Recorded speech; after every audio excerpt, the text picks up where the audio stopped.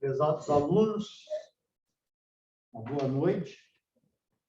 Nós estamos numa aula presencial, razão pela qual esse silêncio impera na sala de aula, porque não temos nenhum aluno presente, embora tivéssemos 2 inscrições. De qualquer sorte, o assunto que nós vamos tratar hoje é um assunto deveras importante. Porque, na verdade, a partir do momento em que se analisou aqueles 5 artigos da Lei de Introdução às Normas do Direito Brasileiro, nós, na verdade, analisamos um sistema jurídico através do qual se indica a lei aplicável.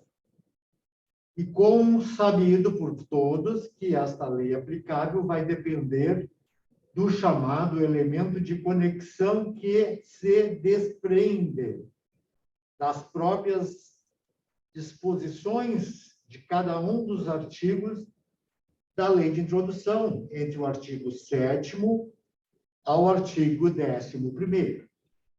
Seja como for, nós vamos começar, então, hoje, a analisar algumas questões de natureza vinculada à aplicação efetiva de cada um daqueles dispositivos. E a aula de hoje vai tratar, basicamente, do Estatuto da Pessoa Física, vai tratar sobre direito de família e vai tratar sobre adoção internacional. Todos estes temas, rigorosamente, que compõem o substrato das regras constantes no artigo 7º da Lei de Introdução. Certo? Assim sendo, nós temos que, primeiramente, relembrá-los que o artigo 7º regula o ser humano, a pessoa física, o homem, na qualidade de detentor de direitos e obrigações, seja nas suas relações jurídicas com outro homem ou com, eventualmente, alguma entidade de natureza jurídica, ou uma pessoa jurídica. E, evidentemente, entre estes temas, lá do disposto no artigo 7º, nós já relembramos. Aplicar-se-á a lei do país em que estiver domiciliada a parte, domicílio é o elemento de conexão, frente às seguintes questões: início e fim da personalidade, o nome, a capacidade e os direitos de família.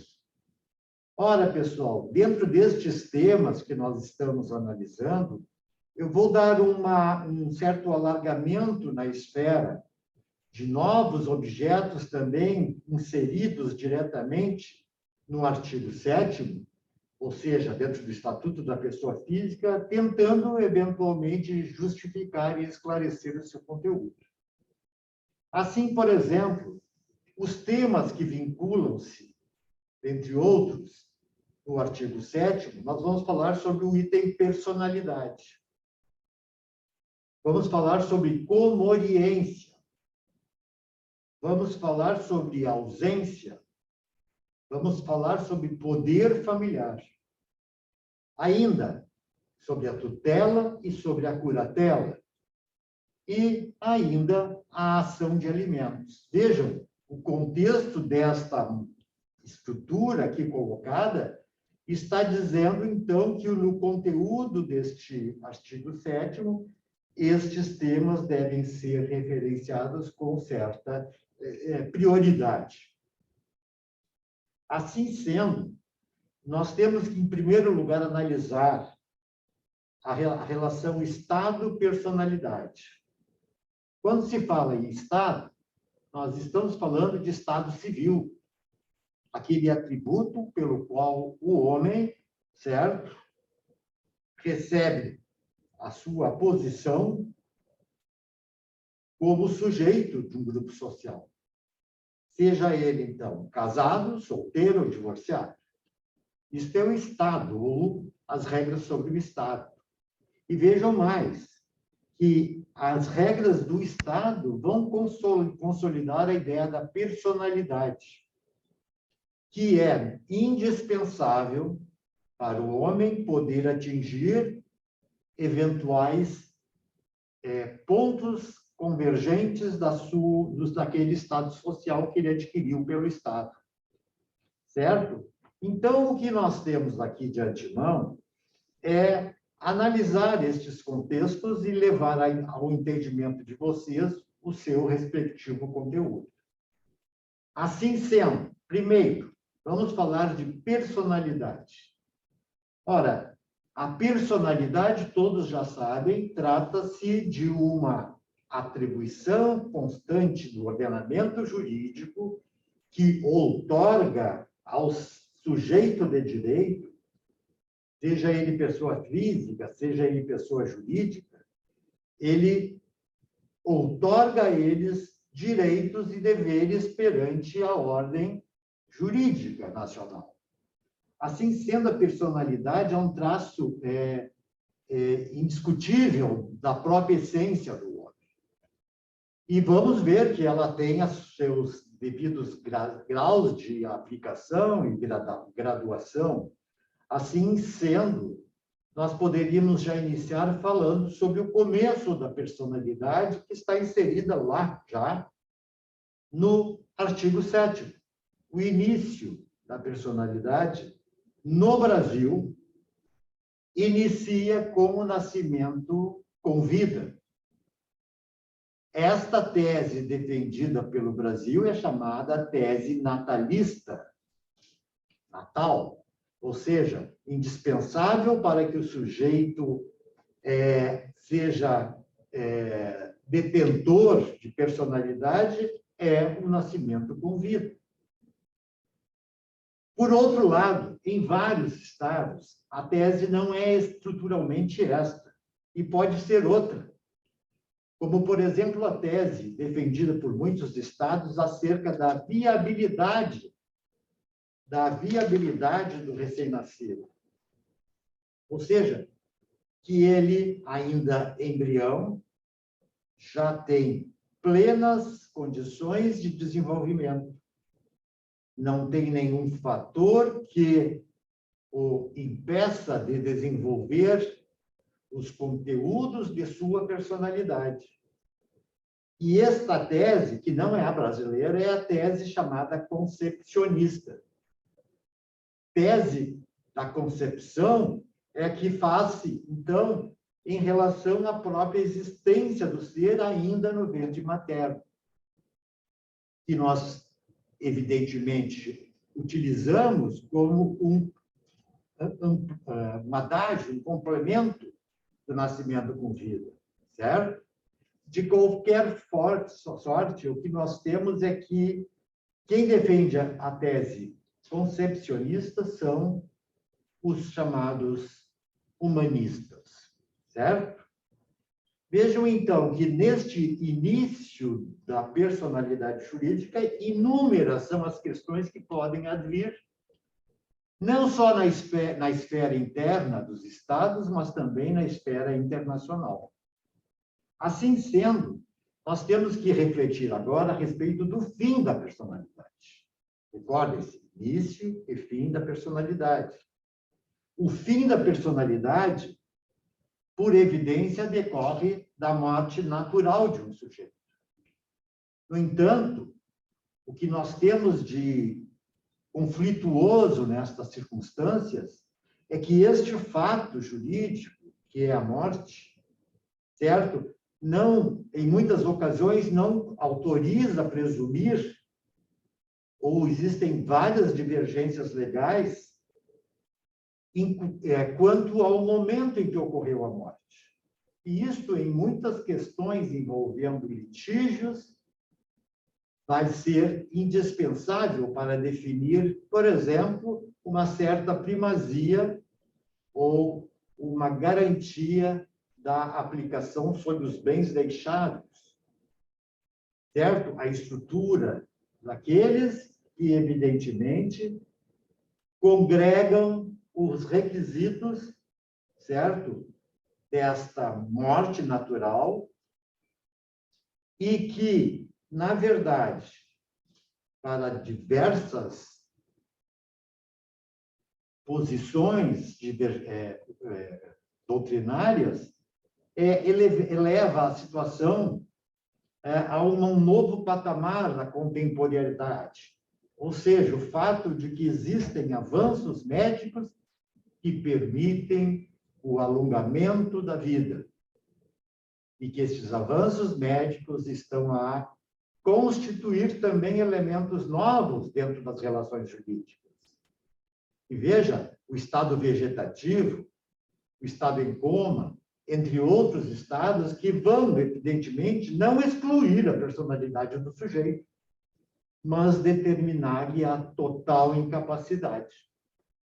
Assim sendo, nós pacificamos a grande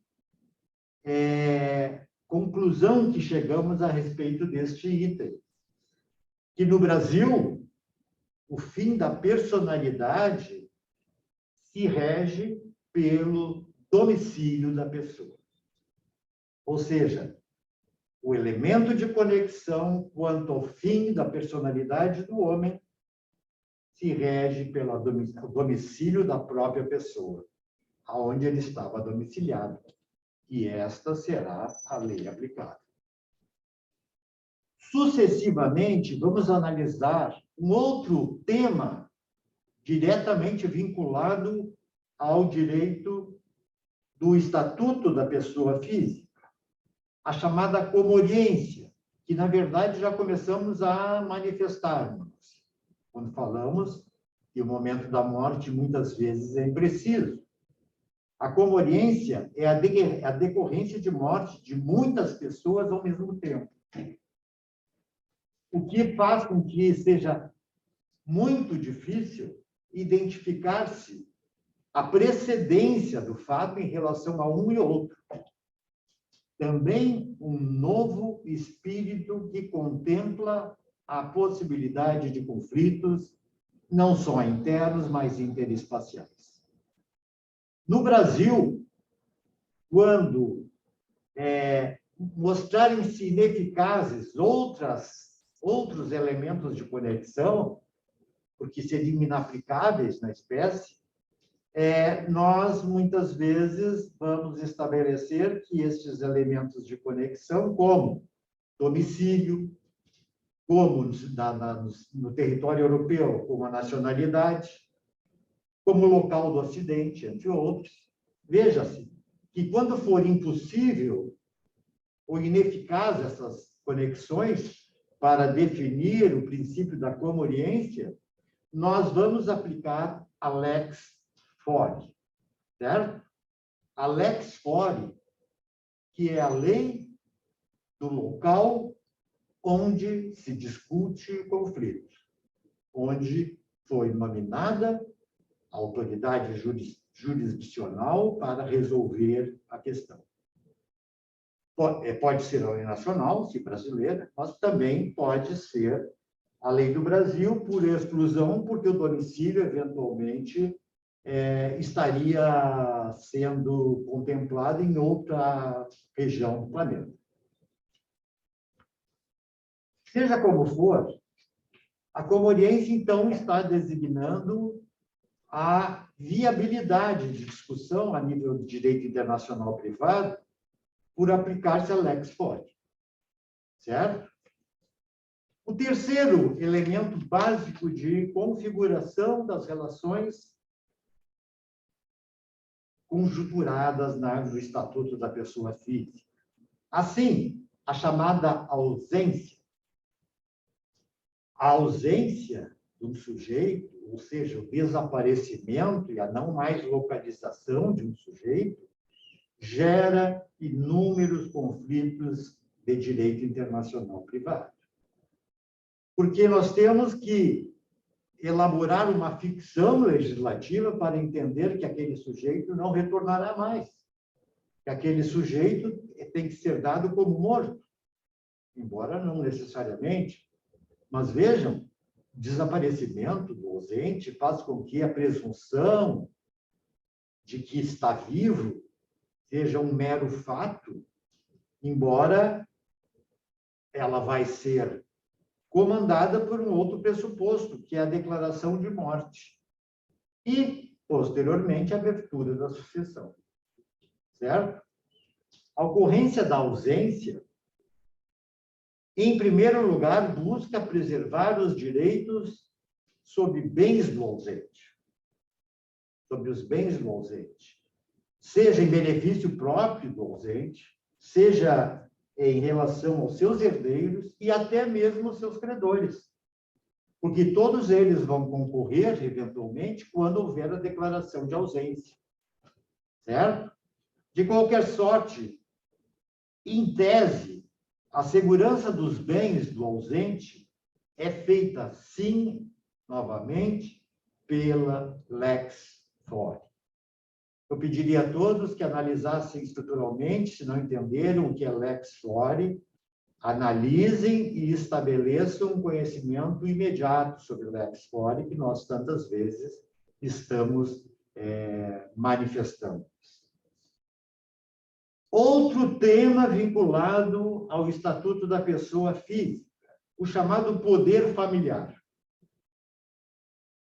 Ora, quando se estabelece aquela relação entre, por exemplo, pais e filhos, entre outros sujeitos que vão prover a manutenção de um menor, nós vamos sempre aplicar a lei mais favorável ao menor. Este princípio de benefício estrito ao menor é da própria estrutura da legislação nacional. Ou seja, a lei mais favorável é que vai designar a lei que será aplicável nesta relação jurídica. Vejam que o Código de Bustamante, e quem não se sabe bem o que é o Código de Bustamante, foi uma tentativa latino-americana de criar um código de direito internacional privado entre todos os países latino-americanos. Por certo que esta tentativa era uma tentativa bastante inócua em termos de contexto. Nós temos tantos estados sul-americanos, inclusive o Estado do México, que intercalava-se juntamente com a América Central, neste mesmo código, que ainda nos traz alguns elementos sobre o poder familiar. Quando ele faz referência que o poder familiar será regulado pela lei pessoal do filho menor. Menor de idade também, filho. No que tange à existência e o alcance deste poder, diante de sua pessoa e de seus bens, ou seja, da criança, assim como as causas de extinção e recuperação do mesmo poder, são definidas estruturalmente pela mesma e já invocada lei mais favorável ao menor. Certo? Outro tema cujo contexto deva ser objeto de lembrança, ainda no direito vinculado ao Estatuto da Pessoa Física, a questão da tutela.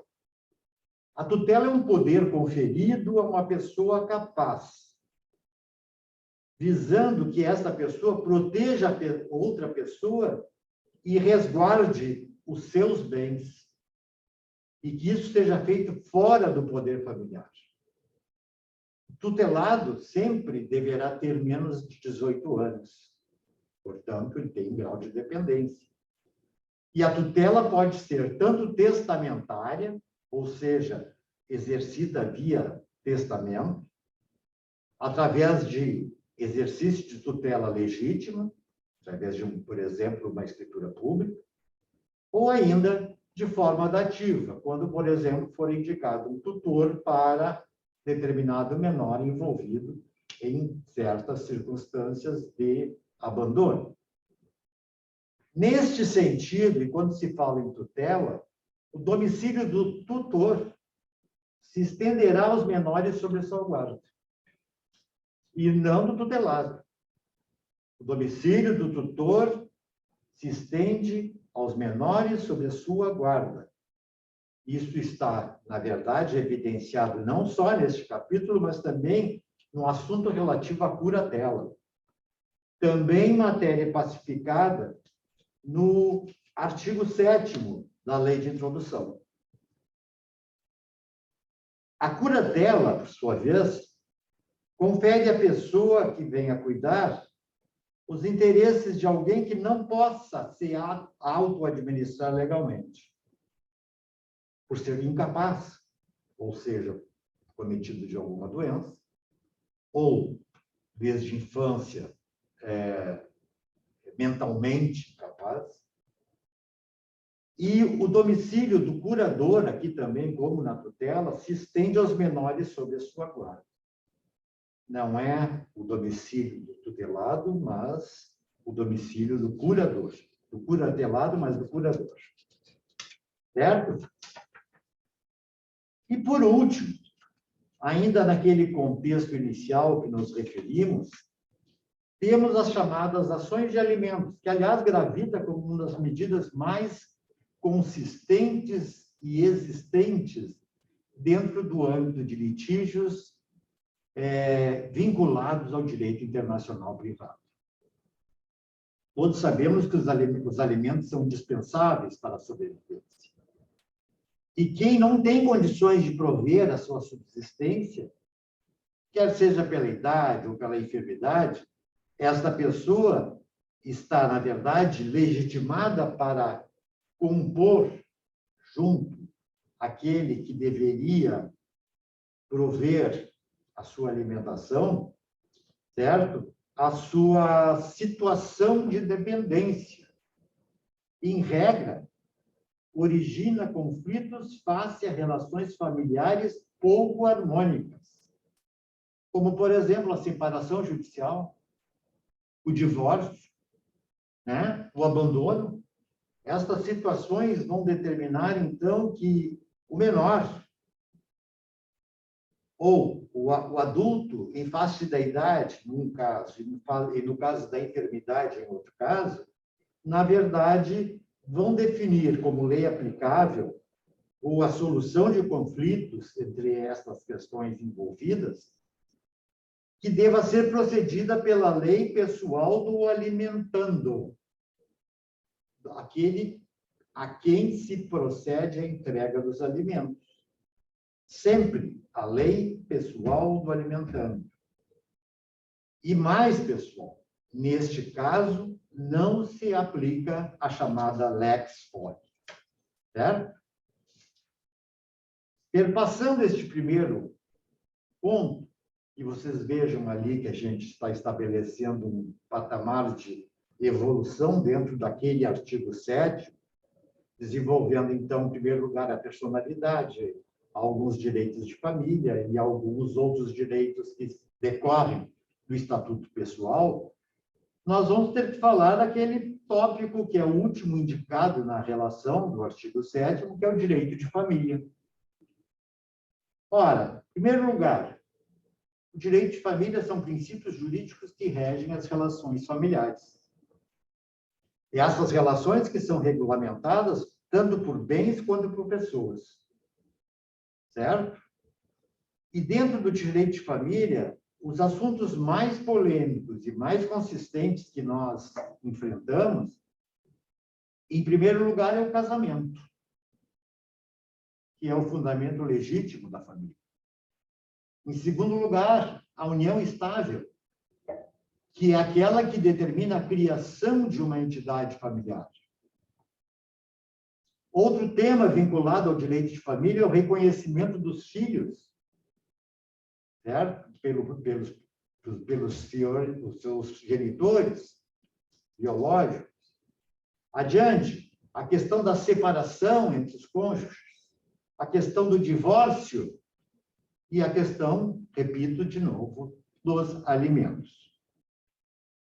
Todos sabemos que o casamento é um contrato de direito de família, certo? E regula relações homem-mulher. Esta é a tendência natural e histórica do Instituto. O casamento sempre foi inspirado e regulamentado pelo Código Canônico. Tratava-se de um ato divino, de uma bênção que tinha como pressuposto manter um homem e uma mulher para a perenidade de suas vidas e para assistência mútua entre si. Mais do que isso, para gerir, para gerar, para criar, para educar os filhos e a mútua assistência. Vejam, todos pressupostos vinculados até o século XVI, certo? Quando iniciam-se as primeiras movimentações acerca do casamento, infletindo que aqueles pressupostos tipicamente religiosos, e mais apropriadamente religiosos da Igreja Católica, passam a ser alterados por um novo contrato, que é o contrato de casamento civil. Ou seja, o casamento passa a ser regulado também por outro aspecto, que nós chamamos de laico, não religioso. E aí toda a evolução do sistema. As relações pessoais entre os cônjuges, pelo divórcio, vai determinar que, por exemplo, a destinação dos bens móveis, digo eu, é o domicílio conjugal. E para os bens imóveis, a lei de situação da coisa. Tudo isso está perpassado lá também no artigo 7º, certo?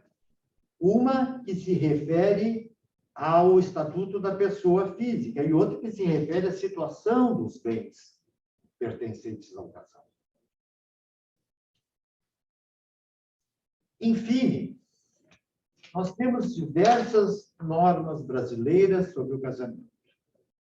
Primeiro, a capacidade do sujeito, a capacidade para casar, ou seja, quais os requisitos que a lei exige para o casamento. Esta capacidade, em princípio, há que ser plena, ou há que ser outorgada através de uma emancipação. Assim, a capacidade vai ser regulamentada no direito internacional privado pela lei pessoal dos cônjuges. No direito brasileiro, o domicílio. Os impedimentos e as formalidades do casamento estão previstas no artigo 7º, parágrafo 1º, que vai dizer que se realizou o casamento no Brasil, aplicar-se-á a lei brasileira, na fórmula ou no modo dos seus respectivos impedimentos e das suas formalidades. Outro assunto polêmico, que também é matéria de direito internacional privado, é o casamento por procuração. O Brasil admite o casamento por procuração, mas nós temos que fazer uma seguinte ilação. Se alguma legislação mundial, como ocorre, não prever o casamento por procuração, o juiz brasileiro, o juiz de paz que vai casar, ele deve ter cautelas, porque se isto determinar algum prejuízo à aplicabilidade da lei brasileira, certo? O juiz deve evitar o que chama-se de retorno. Aquele país não aceita e manda de volta para o Brasil, para a legislação brasileira. Outro tema capcioso, a questão da nulidade do casamento, que está previsto no parágrafo 3º do artigo 7º da Lei de Introdução. Olha, a nulidade do casamento se estrutura pela lei domiciliar, ou seja, o domicílio dos cônjuges, ou, como já vimos, o primeiro domicílio conjugal. Por seu turno, nós temos um outro instituto chamado regime de bens, que também se estabelece a partir do parágrafo 4º do artigo 7º da Lei de Introdução, que vai dizer que prevalece a lei domiciliar ou o primeiro domicílio conjugal. Ou seja, ele acompanha o que se falou em termos de nulidade do casamento. E, finalmente, certo? Nós temos que analisar ainda a questão relativa ao estrangeiro casado que se naturaliza brasileiro e que pode alterar o seu regime de bens através da utilização do regime legal existente no nosso país, que é o regime da comunhão parcial de bens. Finalmente, na questão de separação de corpos, nós vamos sempre utilizar a lex fori, ou o local onde está sendo processado o pedido de separação. Pretendemos concluir, pessoal, estes temas, e eu, quando me coloquei à disponibilidade para a gente poder fazer uma aula presencial, eu imaginava que algumas questões iam surgir, mas como, evidentemente, não temos alunos que venham questionar algum tema, vamos falar, finalmente, sobre a adoção internacional. Ora, a adoção internacional chama-se verdadeiro resgate da cidadania do homem, que é desassistido no início da sua vida. Repito, o resgate da cidadania do ser humano, que não é assistido, ou é desassistido quando inicia-se a sua vida. Este atributo, que é, na verdade, vinculado aos recém-nascidos, também estende-se para pessoas domiciliadas no exterior, na fórmula da Convenção da ONU sobre a adoção. Depois a gente vai declarar quais são os grandes regramentos internacionais sobre adoção internacional. Conceitualmente, a adoção é um processo onde um ser humano, que é menor ou desassistido, encontra um novo lar, onde se integra de forma jurídica e de forma afetiva. Isto é o substrato do que chamamos o resultado de uma harmonia e bem-estar social. Por isso é tão importante o Instituto da Adoção Internacional. E por que é importante esse Instituto da Adoção? Porque ele, através de seus regulamentos, vai analisar um importante e trágico uso da adoção para fins criminosos. E isto está, evidentemente, exteriorizado pelo uso de crianças como objeto para tráfico humano, para prostituição, para mendicância, para mutilação e para extirpação de órgãos. E é exatamente por isso que tantos são os requisitos para adotar. Porque exatamente o que se quer prevenir é a utilização destes fatos através de uma adoção criminosa. A adoção visa o amparo à criança e adolescente, sem família ou sem recursos que garantam-lhe uma vida digna. Outra questão importante, a adoção, pessoal, sempre será irrevogável. Depois de concedida, ela não pode ser retratada. Porque ela garante ao menor uma nova e definitiva, vejam, definitiva família. De qualquer sorte, os vínculos do adotado com a sua família originária só poderá ocorrer se existirem motivos vinculados a impedimentos matrimoniais que determinaram a essência da existência deste pequeno ser. E onde se regulamentam todas estas questões? A mais importante das convenções internacionais firmadas por Estados é a chamada Convenção Internacional de Proteção da Criança e do Adolescente, em matéria de adoção internacional, no ano de 1993. É chamada também Convenção de Haia, a Convenção de Haia, que foi incorporada e é ratificada pelo Brasil através do Decreto 3.087 de 99. Portanto, é lei brasileira. Certo?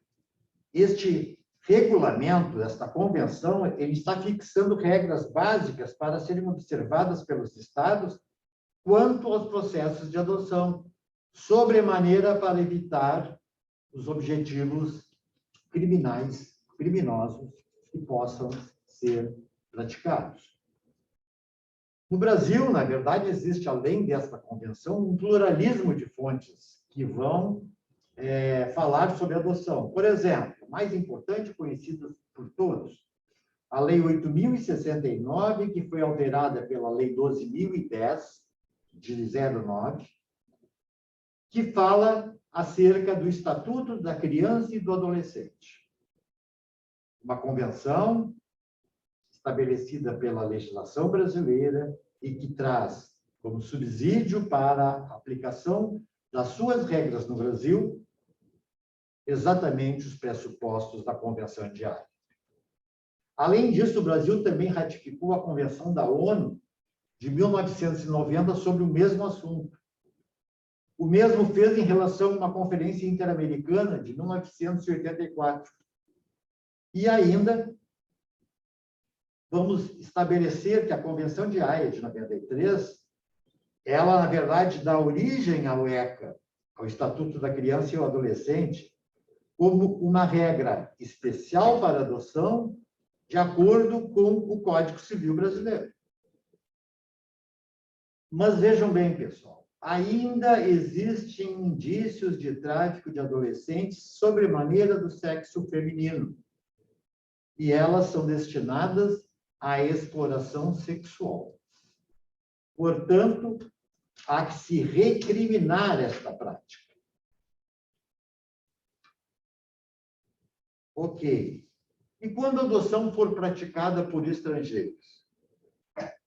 Todo estrangeiro domiciliado fora do Brasil tem que se submeter a um estágio de convivência no território nacional com a criança por 30 dias. Isso é obrigatório. Vejam que serve especificamente para estrangeiros que não estão aqui domiciliados.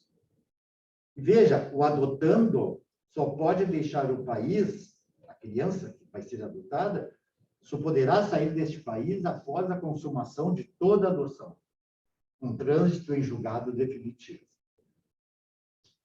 O adotante estrangeiro, por outro lado, deve possuir documentação legal exigida, submeter-se a um chamado estudo psicossocial, através de uma agência credenciada para isso, e toda essa documentação devidamente autenticada pelo cônsul brasileiro do estado do adotante.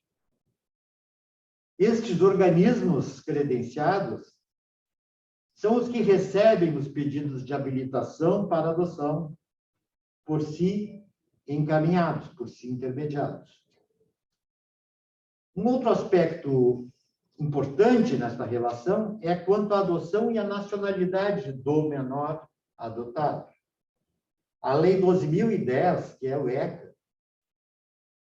ECA alterado já, né? Refere sobre filiação por adoção que deveria ser fonte de nacionalidade primária, como uma condição sine qua non. Adotou, é brasileira a família, os irmãos são brasileiros, então ele também automaticamente adquiriria a nacionalidade brasileira como nata, na forma da Constituição Federal, porque esta Constituição Federal no Brasil proíbe distinção entre os filhos. 4 filhos naturais e um filho adotado. Evidentemente, não podem ter nacionalidades diversas. Ora, pessoal, estruturalmente, o nosso tema, e eu gostaria até de ter feito um trabalho com vocês aqui hoje, é no sentido de que vocês tenham a devida atenção a estes aspectos. Este assunto está devidamente credenciado dentro da regra posicionada no nosso Moodle, onde eu apresentei 3 slides neste ponto. O primeiro falando sobre o Estatuto da Pessoa Física, o segundo falando sobre o direito de família e o terceiro falando sobre a adoção internacional. Por que são importantes? porque estas regras condicionadas aqui não estão previstas diretamente, nem todas elas, dentro da lei de introdução. Por isso, aqui estamos complementando estes temas, porque, evidentemente, serão objeto de contemplação futura. Bom, pessoal, eu gostaria que, se possível, todos lessem estes conteúdos e, se puderem, na nossa próxima aula, que, na verdade, deve ser processada na quarta-feira que vem, a gente pudesse discutir um pouquinho este assunto. E, evidentemente, que isso vai trazer um debate interessante que deva ser objeto de aplicação pelos alunos para poder realmente demonstrar os seus interesses no efetivo aprendizado deste conteúdo. Diante da falta, eu vou me despedindo hoje, esperando que vocês aproveitem esta gravação e pedindo a vocês, mais uma vez, que tentem apreender este conteúdo para o seu perfeito conhecimento.